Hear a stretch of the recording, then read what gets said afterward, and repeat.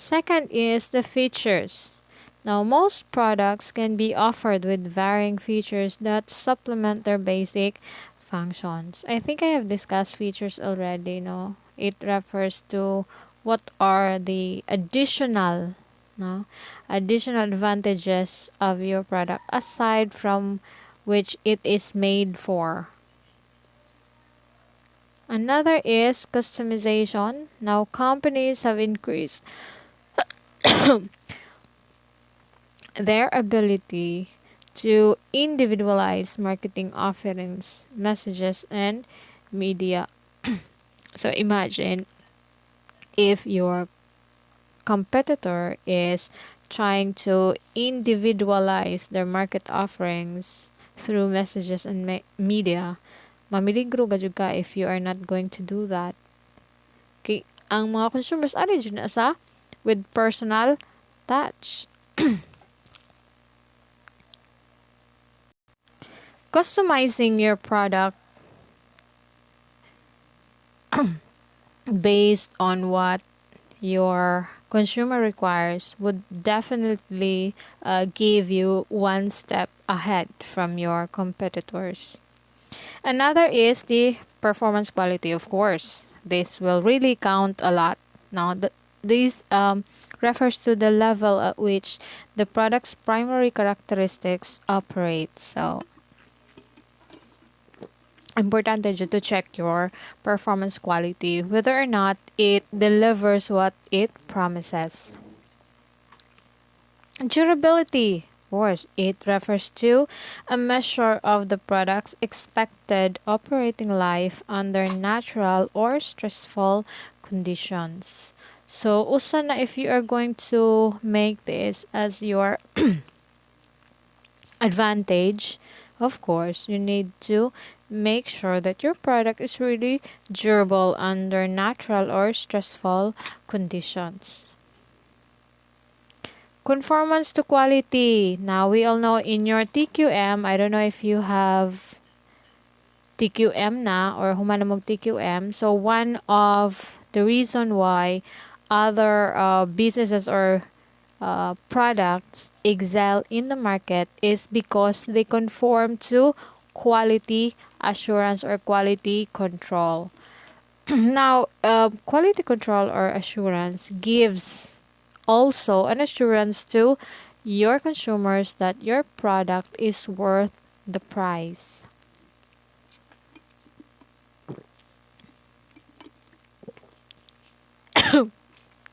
Reliability. Now, measure of the probability that a product will not malfunction or fail with a specific time period is what we meant by reliability. So, di ba kasagaran, familiar mo with, mayon nga, pila ka tuig ni dapat nga mo-function siya very well.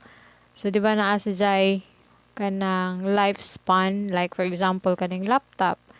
Usually, a laptop has 5 years lifespan, which means that after 5 years, di na ikatinga. No, nga mulag siya, hinay siya, kanang daghan na siyang daot or daghan na kang kinahanglan ipaayo. But in order to have a competitive advantage, you need to make sure nga ang imong ibalik dyan nga laptop ay pagajud mo mudaot or muhinay or mulag after 5 years. Because there are those nga mo offer nga, kuan 5 years man ang lifespan ani. Ma'am, sir, di after 2 years, nawa na. Laging, madyo pang utot, kay paspas pa mo gawas. Sumana siya, okay? Or you can like, I have a laptop once, kutong e-machines, no? 5 years pod ang ijahang reliability, no? But it murag niabot siya sa ako 7 years before siya na totally na because magsige man pud lagi kahog, no? So it's understandable. So makayon jud ko nga ligon siya because naabot ni ijang 5 years nga durability, reliability, and then it's still durable by the time of its reliability na expiration of his reliability of the reliability, not his, kay wala man to siya laptop is not a person. Repairability. Now, this refers to the measures, the ease of fixing a product when it malfunctions or fails. No, kanang easily fixable, or you have like mga karon nas lang mga gina-offer nga like servicing. So that's an added value. No, may na 1 year repair for chorva chorva, 2 years or lifetime warranty for this, blah blah blah. So mo na siya gitawag og repairability. Sometimes businesses has make this as their added feature or even after sales services. Now, style. It describes the product's look and feel to the buyer. It creates distinctiveness that is hard to copy.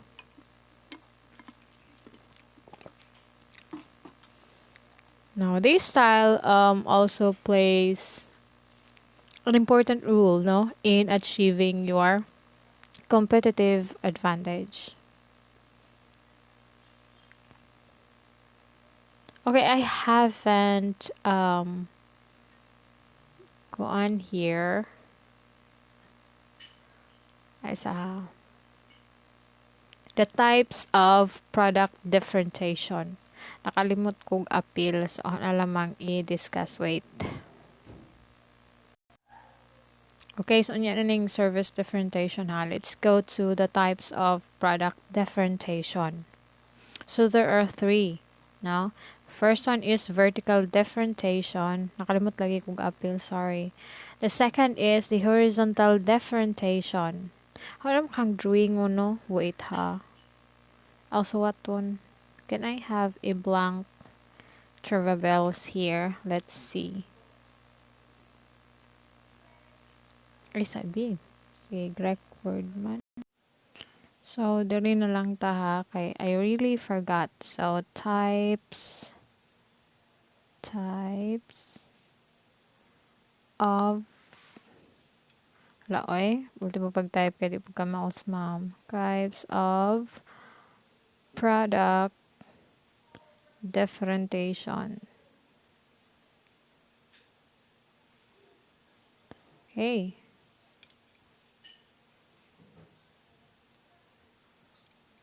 Bulok sinahong cellphone ay. Nalabad ang bulok kasi eh.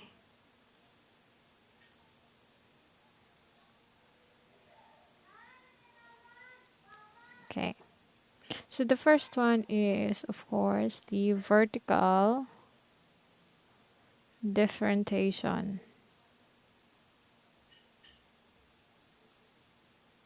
Because when we say vertical differentiation, now, this is when record niwa. Okay.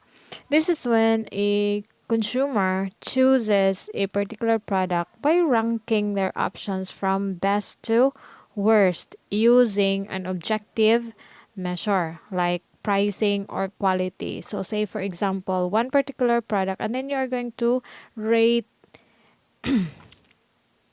this product from best to worst according to or in the basis of price or quality. So if you're going to use quality, so tanawon mo ang product asa sa nabilong when it comes to using it. Is it worst or is it best? So mao na ang vertical differentiation.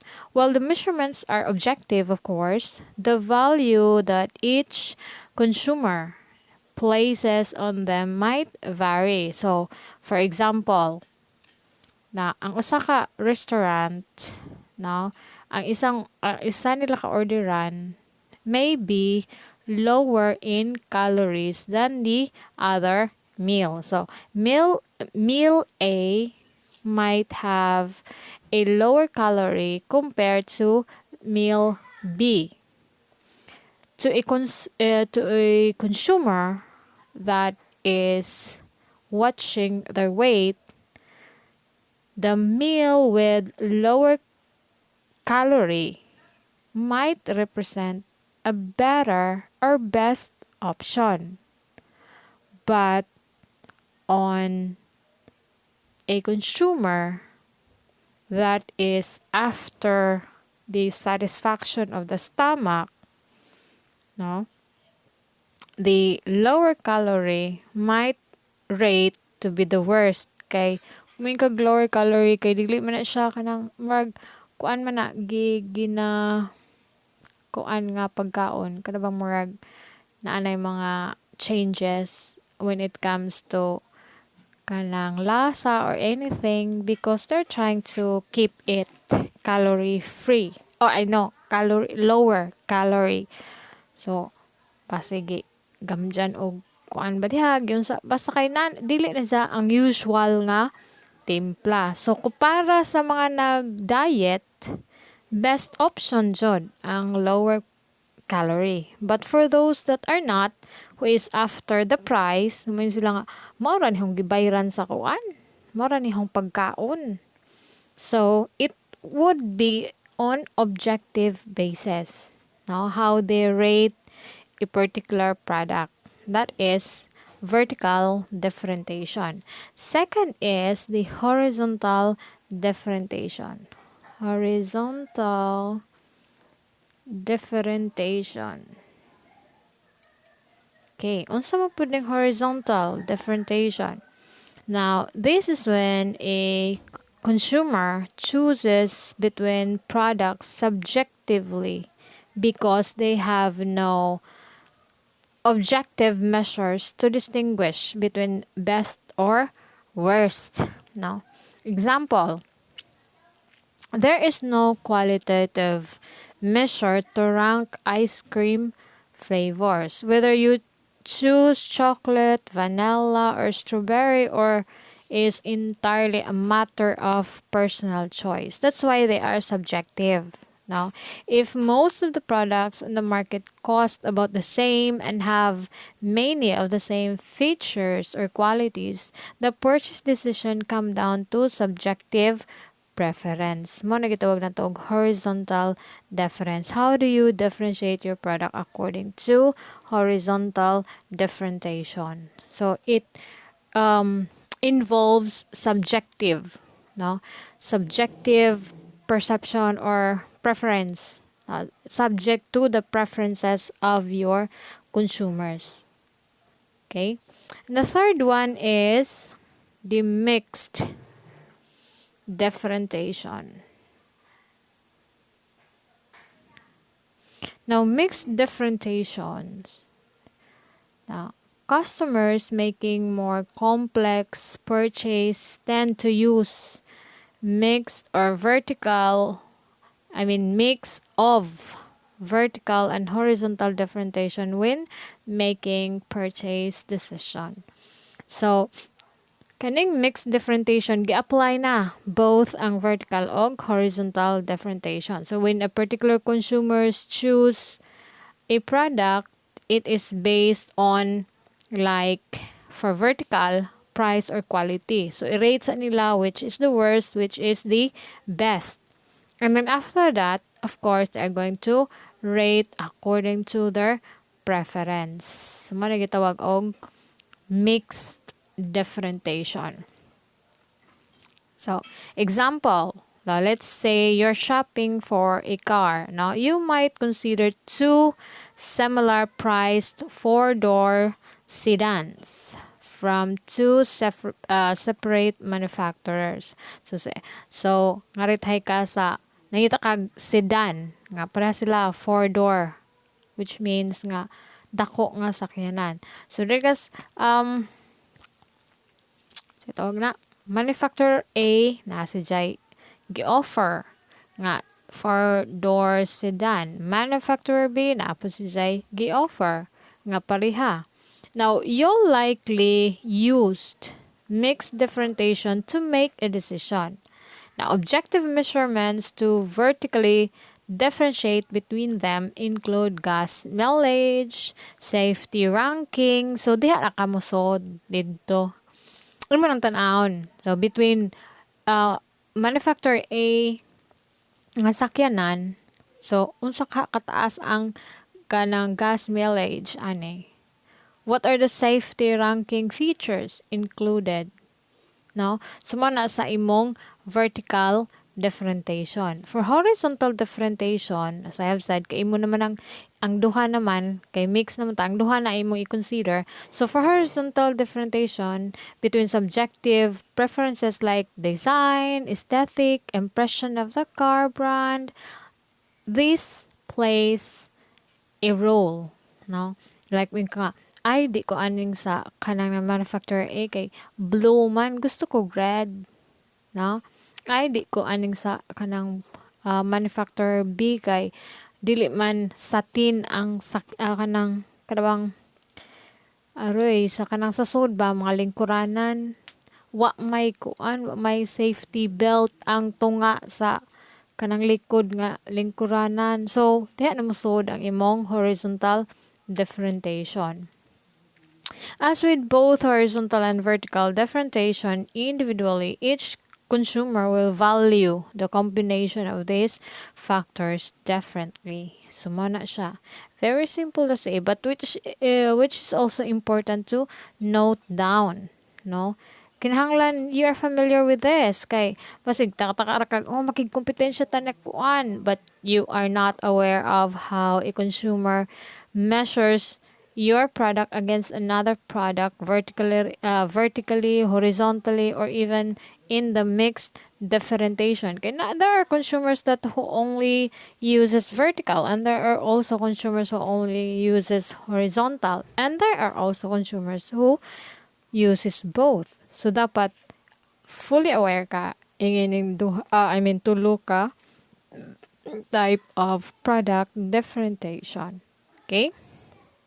Gets, if you have, of course, you can raise questions by chatting me in ano. So I guess we will stop here. No, kay Mark kanang as I have said, dili na nato tas-on pag-adyo ang atong mga lectures kay I feel like di mo now in my other subjects no kay this is our first time nga nag pre-record ta. Di kayo kanang dili batan-awon the whole kuan kanang video pag gakapoy-kapoy ra ko direct record siya di man di ay mo tan-aw di man magkadima og follow sa instruction labad si E.